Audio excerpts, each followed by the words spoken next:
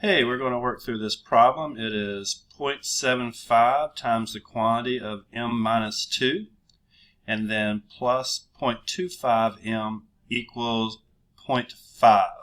So first thing we're going to do is we're going to get rid of parentheses by distributing this 0.75 through here.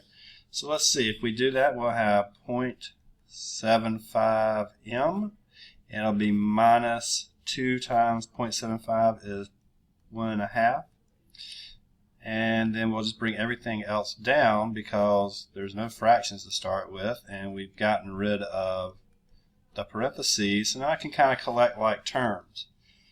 I can take on my left hand side the 0.75 m and the 0.25 m and collect them.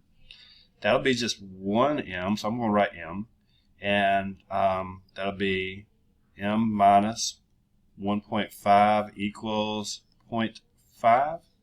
So then let's take and get m completely by itself by adding 1.5 to both sides. And then the end we get m equals 2. So not too big of a problem here. Thank you.